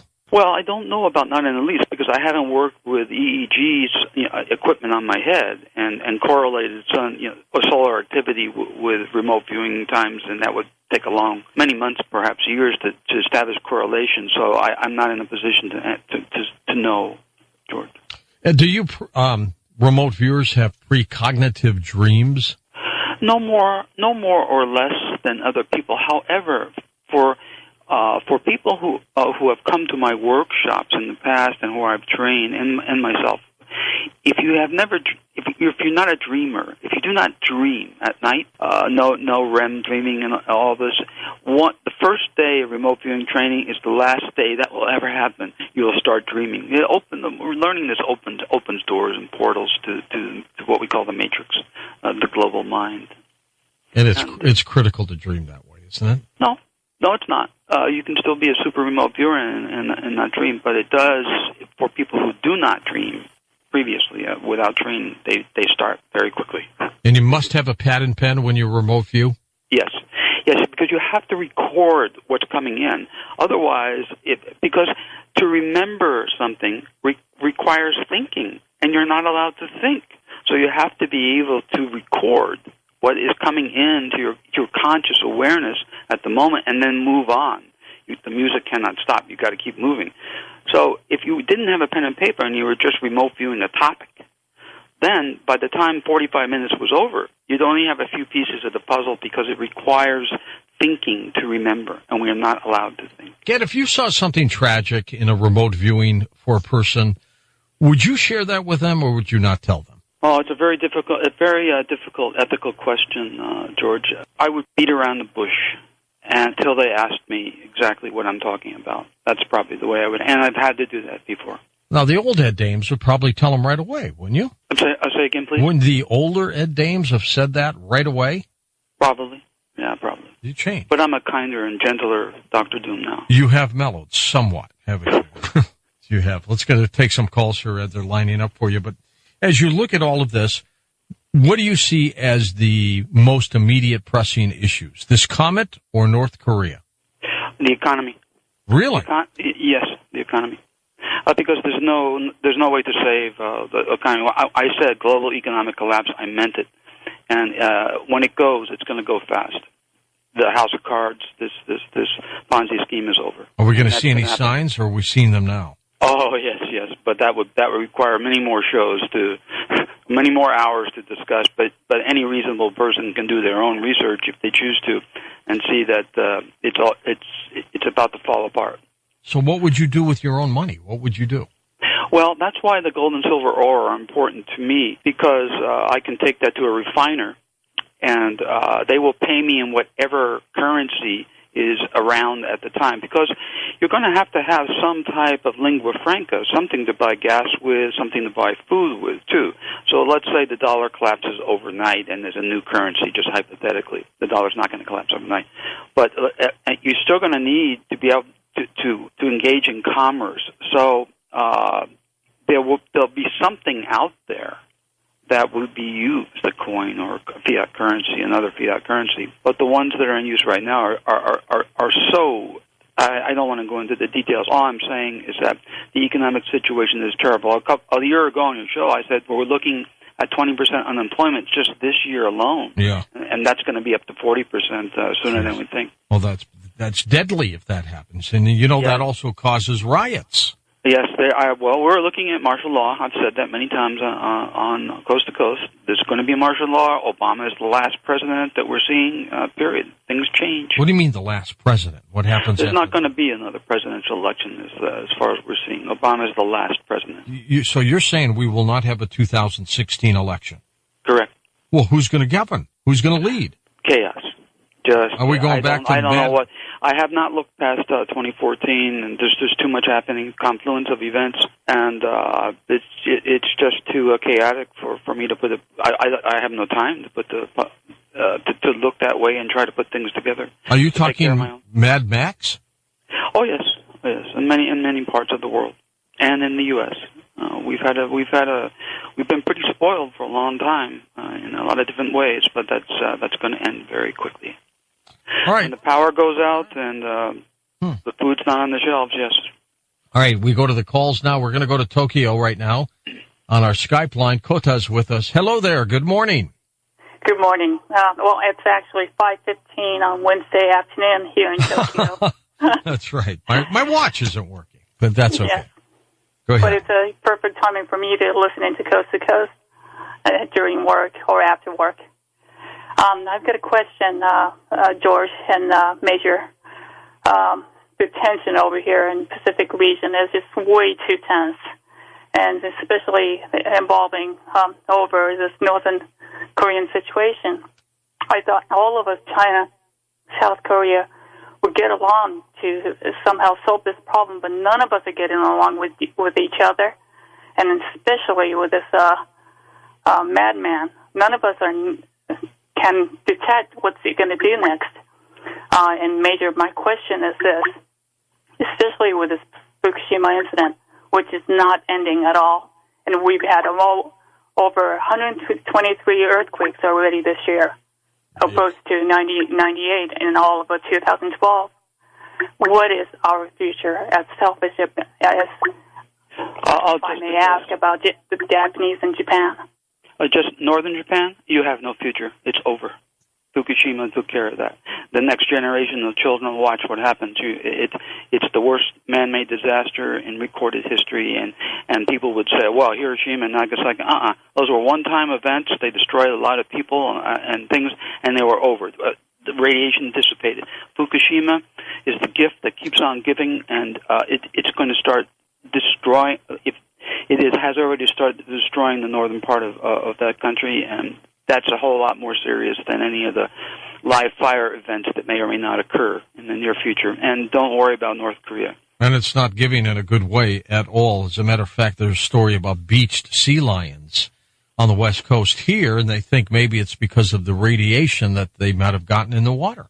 Yes, of course, and the media is not reporting that either, because there's no way they can do it. Even the best that it can say is, as you've seen on the news today, it may take 40 years to deal with the Fukushima reactors, and I say that they're not going to deal. They cannot deal with it. It's a problem that cannot be solved. Chernobyl was concreted over, okay, and now there's more repairs to it. Fukushima, no, it will destroy that country. And even now, many wealthy people already left Tokyo. The Japanese government is buying land in Burma, Myanmar, to be able to build alternative cities for people to live, because they know what's going to happen. They know perfectly well what is going on, what that radiation damage is going to do to not only children but adults. Are we going to have other Fukushimas, Ed? Yes. Especially when we've got yes, we're going to have other accidents too. That's why this sanctuary work that I've done for clients allows me to see where these zones are that are safer from these kinds of terrible tragedies in the very near future. But Fukushima it's a disaster beyond belief. Let's go to Mission Hills, California. Tony's turn on Coast to Coast. Tony, go ahead. You're on with Ed Dames. Hey, good to be with you guys tonight. Thanks, Tony. Hey, Dames, you know what? Right off the bat, I gotta say, I like that you don't sugarcoat anything. You say it like it is. That's him. Well, when you, as a military officer, intelligence officer, my commanders did not like me. They hated me. They just, Dames, you're sick. How's the first war going to start? Well, this is what's going to happen. Spetsnaz officer, Spetsnaz agent, Soviet Special Forces agent is going to lob a VR-55 grenade over the fence at our children when our children are on lunch break at school. VR-55 is nerve gas, blah, blah, blah. And I would go on like this. They said, Dames, you're sick. I said, this is the way our enemy thinks, sir. This is what they're going to do because it will be militarily and decisively effective. And they don't like to hear that. Yeah, well, I'm the very few that like to hear things straight up the way they are, you know? I had a quick question for you. I wanted to go to one of your speakings. I was wondering if you could buy tickets for that or how would I be able to attend? I'm going to speak. My terminal speaking events, I assume, are going to be this fall in Orlando on the East Coast and Reno on the West Coast. And if you go to Orlando in September, I think, right? Yeah, I think it's September. If you and October in Reno, October 5th, I believe, and September 14th. If you go to thekillshot.com, all that information is there. People can also call a 24-hour number if they want to. Easier to do it on the web, but truckers can't do that. So we have a phone number for truckers. And you have had people remote view in roughly how quickly? Well, through the DVD set, the Learn RV DVD set. If they go to learnrv.com directly, they can look at that set. That's a 4 DVD set, and they can learn how to remote view in about 4 months of practice. They can start being quite well. If they go into my forums where I teach on the web, I'm semi-retired from teaching workshops, but I still teach on the web for free. The higher level skills, and my professionals do this too. If they go there, they can really bootstrap their skills because they can post their work, and then we evaluate it. We do all that for free because this is our job. Joe in Bloomington, Illinois, Indiana. Welcome to the program, first time caller. Hi, Joe. Hey, good morning, guys. Thanks for taking my call, George. Sure thing. Major Dames, I know you mentioned earlier missing person is kind of an epidemic right now. I'm probably taking a shot in the dark by asking this, but I don't know if you were familiar with the name Lauren Spearer, Spierer.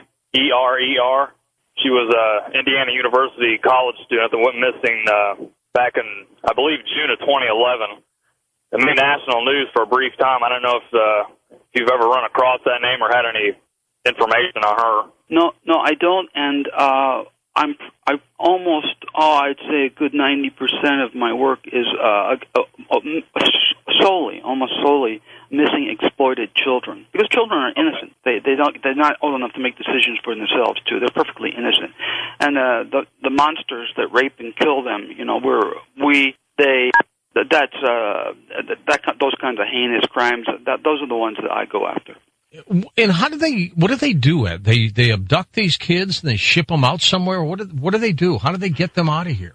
Well, the ones in Eastern Europe are shipped out en masse. They're picked up, and you can study that. And it's mass transit in terms of sexual exploitation of children in Europe, especially Eastern Europe. But in our country, it's different in Japan and Canada, so somewhat. But in the United States, mostly what you've got is 12 to 14-year-old girls raped and murdered within 4 hours, and then dumped on somewhere where their bodies can't be found. That's the epidemic that I'm talking about. Is government cracking down on this? No, the FBI can't. They don't have the time. These kids fall off the radar screen in 2 weeks. I mean, the only ones that remember them are their families. Are these kids who normally leave home? No, sir. No. In fact, those cases, I don't work, and I don't work family abductions either. Only missing, exploited, Amber Alert. Only missing, exploited cases where a child's life is in danger, and usually by the time that I get around to being in the field with them, they're gone.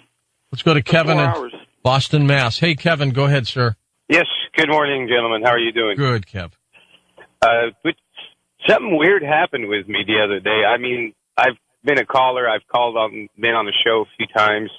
This has been going on throughout my life. I've told you this once, but when the Boston bombing happened, when they were looking for this guy, I'm a truck driver, and I forgot, Indiana or Illinois at the time, and I kept on trying to focus on this guy, like, where is this guy? Where is this guy? And all of a sudden, like you said, you know, like, you stop thinking, just let yourself go, and I kept seeing water.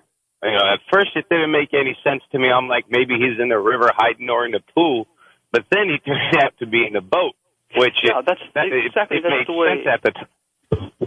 Yeah, what happens is when you focus on any idea, everything exists as patterns of information in this collective unconscious, in this global mind, it's universal mind. And so the idea of this person is a pattern. And if you focus on that, it pulls in what's connected with it, all the other patterns that are immediately at that time that you're thinking, focused on that person, that event. All the ideas that are attendant, that surround him, is connected with him. And so since he's in a boat, what pops in, that idea is present in your unconscious. Your unconscious knows he's in a boat, too. But when you look for a label in terms of left brain, right brain thinking, when you go into your memory, the idea that pops out is water, and the water is associated with the boat. So that's the way this stuff works. So, and we train viewers to make sure that we're far more precise in understanding how that process works. Mm-hmm. Thank you. It makes sense what you're saying. Well, you were essentially remote viewing. You focus on the target and you start downloading information. Now, what happens though is your imagination overlays. We have words for this in our business in vernacular. Your imagination grabs that and you start thinking about the idea that just popped in the conscious awareness, and that's what we train. When you're trained in remote viewing, you learn how to stop that from happening. Okay, let's go next. We'll grab one more call before the break. We've got Jacob in San Jose, California. Jacob, go ahead. George and Ed, there's a Fox News commentator, Michelle Malkin. She had a campaign trying to find her cousin, a University of Seattle freshman that disappeared. She walked out of a Safeway one bright day and never was seen again. What can remote viewing do for a missing adult? Is there any hope that remote viewing can give to those kinds of situations? Yes, sir. A family member or a friend or an associate can go into the learnrv.com forums, my teaching forums, and in those forums, my professionals will occasionally take on cases like that and turn it into a project. I only handle, as I mentioned, the missing and endangered children.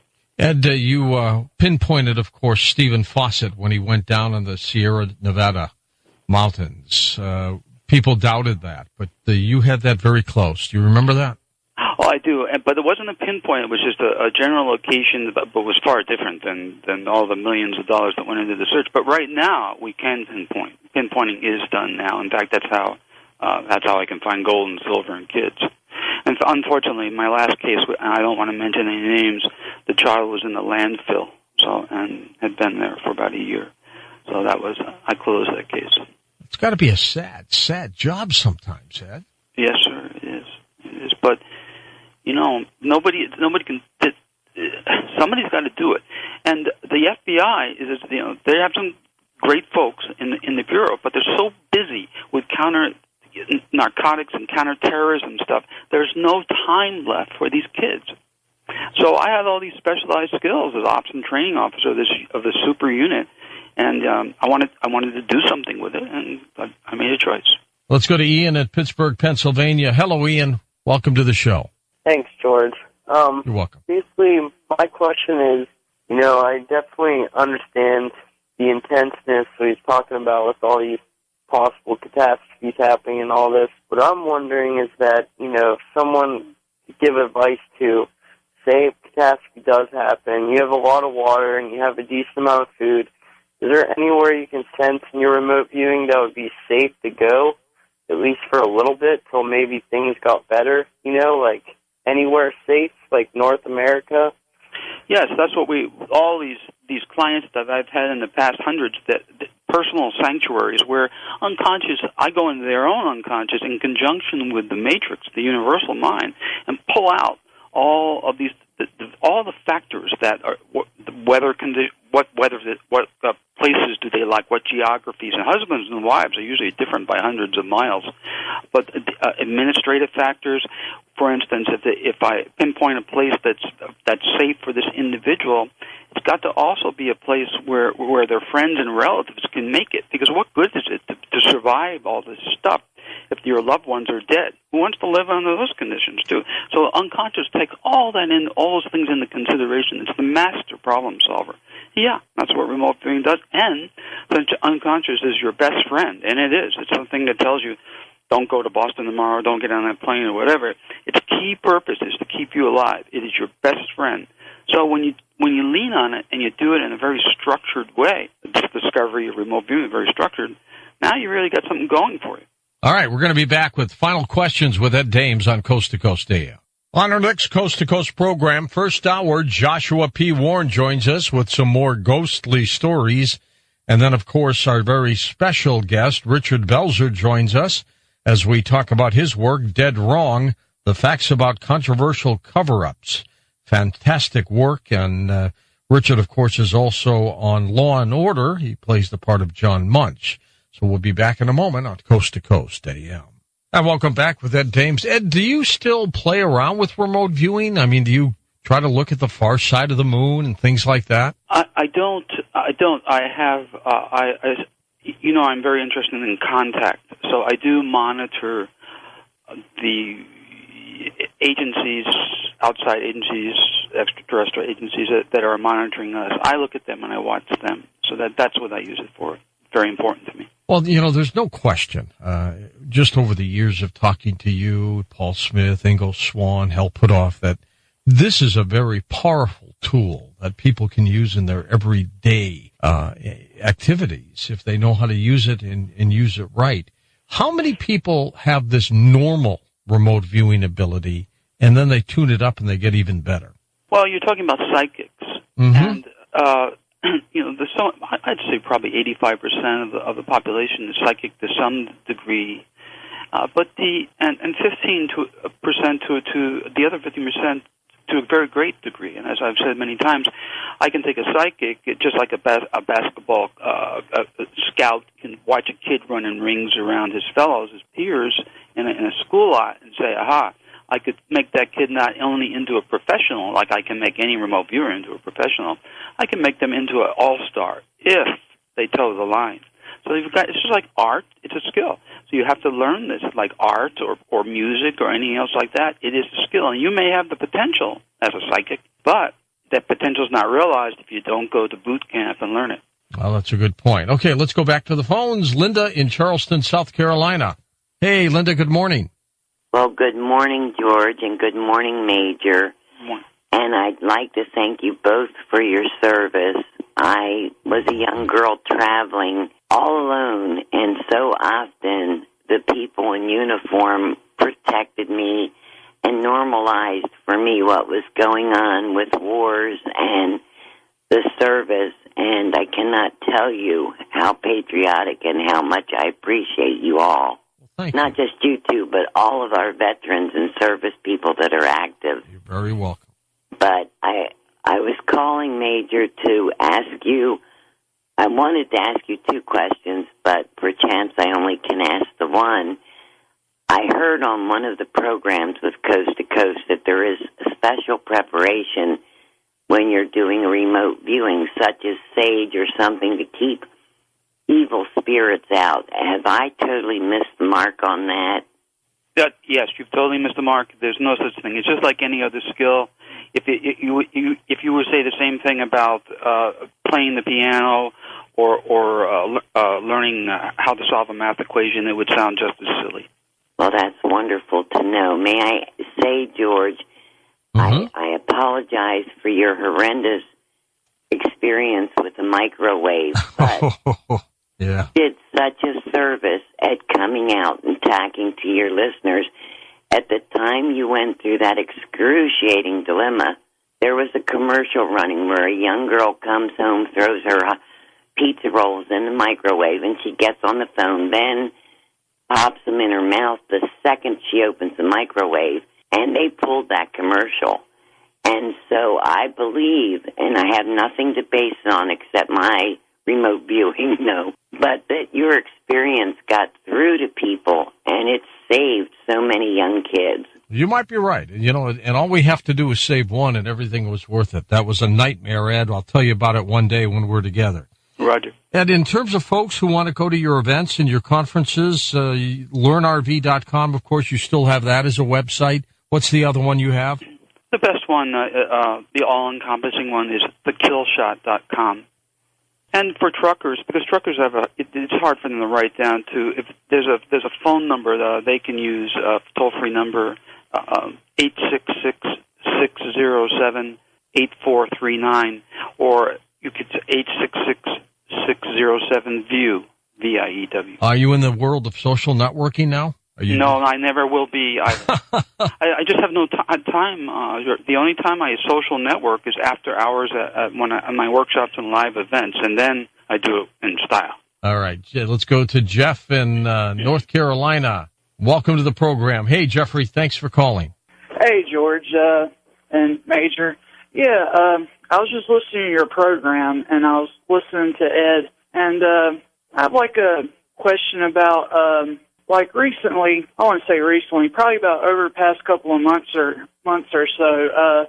I've just been getting this feeling of like I don't know, like my conscience or whatever is wanting me to like I guess starting to like prepare for stuff, like prepare for, I don't know, something's going to happen or something. I've been reading a lot of books on like, survivalism, first aid, stuff like that.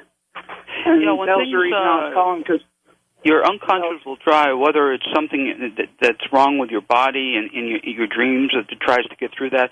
But Chet Snow long ago wrote a book called Mass Dreams of the Future, and the idea there is that when things globally or very, very big events are about to happen, as I said, unconscious is an individual's best friend. You'll start to get hints of that. And whether it's in dreams or waking consciousness, you'll start to get hints of it, and you will feel antsy.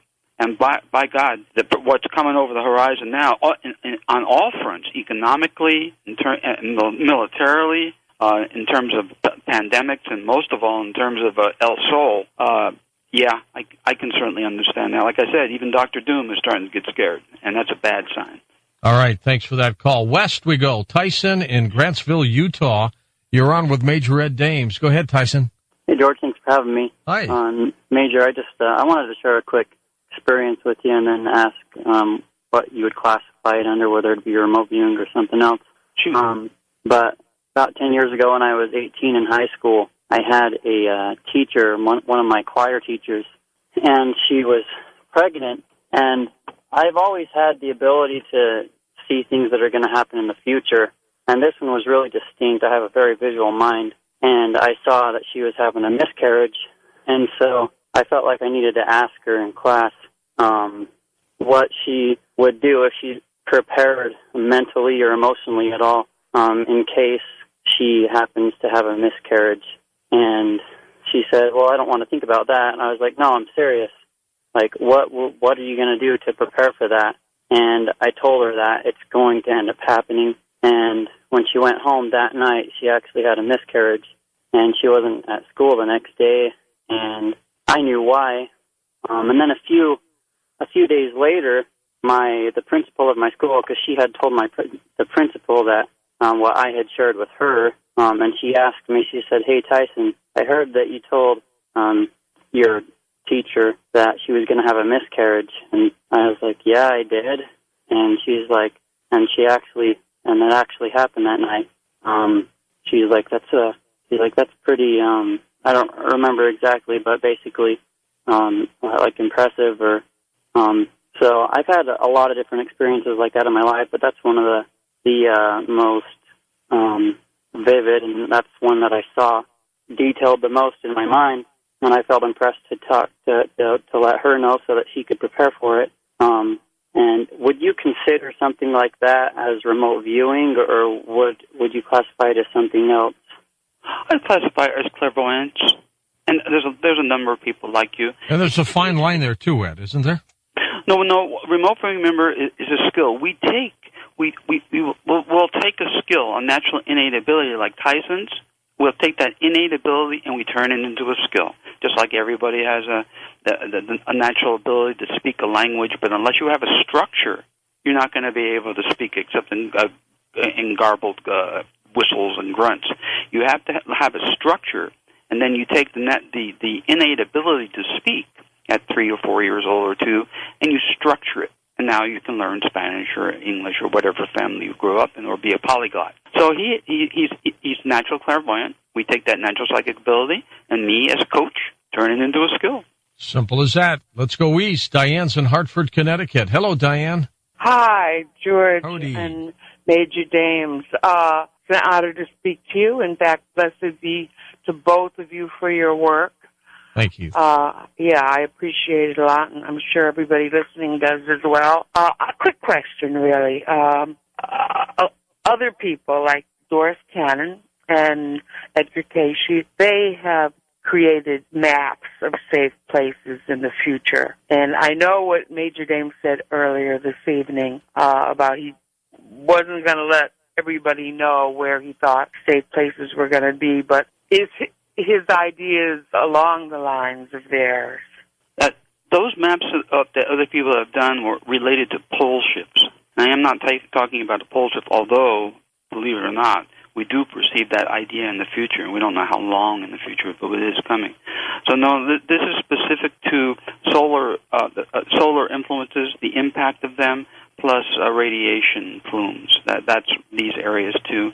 And what I'm going to give maps of out at those two speaking engagements are the zones, the impact zones that are the most dangerous that we know of. Is there any place to hide, Ed? I mean, realistically, yes, people are stuck in areas. You know, they can't leave their jobs. Yeah. No. Many people are going to be faced with a Mad Max scenario. Many people are going to be faced with these kind of things, and of course I know that. There's old people living in cities and not going to be able to get out. Yeah, and no, it's not going to be a happy situation when the power goes out, and when unprecedented events happen in the sky, and when you're trapped in the city because the Department of Homeland Security or somebody else says you can't leave. You know what I mean? And that could happen. It will happen. Let's take a few more calls. JG in Santa Barbara, California. Hey, JG. Gentlemen, how you doing? Good, Jay. Very good. Good. The question I'm asking is, I've seen the training programs that you have, Major, and I've been looking at them, but kind of a two-part question. One part being, are there any skills that I need or you're looking for if you're going to, say, take somebody on as a trainee? And the second part would be, when you do this remote viewing, can you do it for yourself or just for other people? And I appreciate your answer. Okay, yeah. I'm not. I have my own professional team. Matrix Intelligence Agency has assets, highly trained assets that with many collectively hundreds of years of experience. So I'm not hiring, but yes, most of the people that learn remote viewing do indeed use it for themselves. For instance, to find lost items is a very, very common thing. You lost your wallet, you lost your dog, you ran away, or something else like that. You can go on to the forums at learnrv.com and look at examples of people who have posted their work saying, hey, I lost this or I lost that, and look, I found it because of this session, and they post the work. So you can see how it works in those sessions.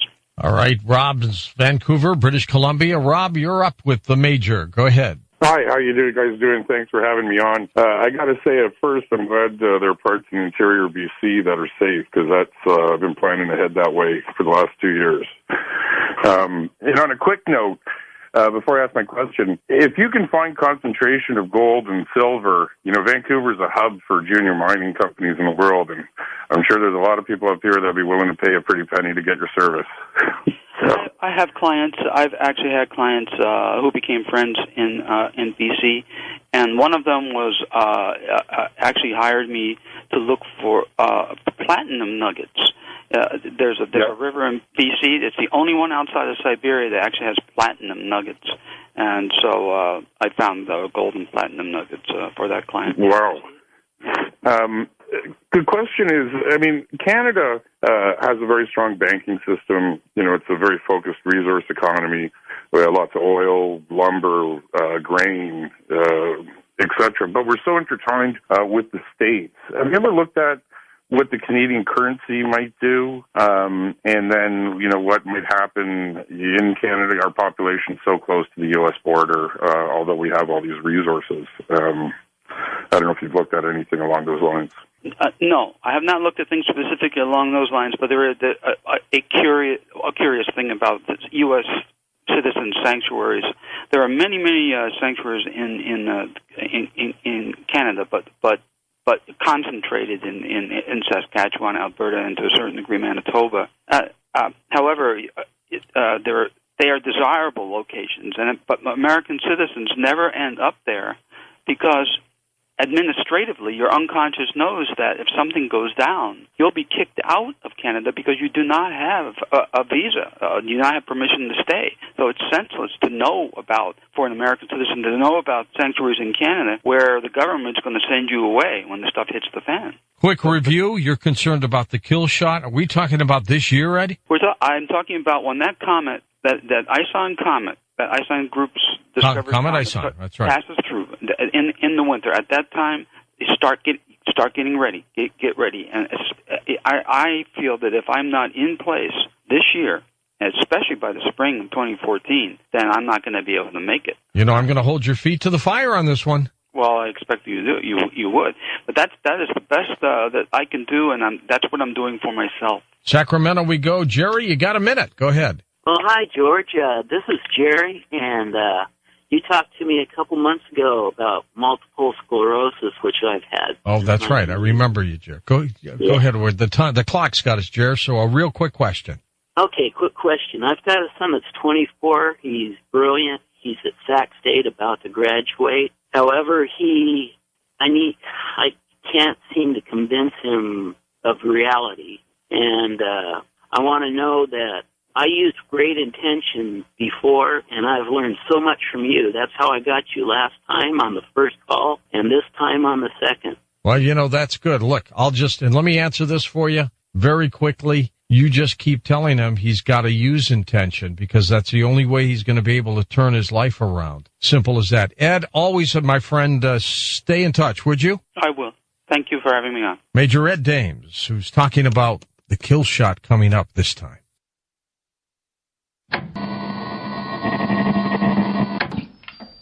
Across America, starting at... In sports, 5 games were featured.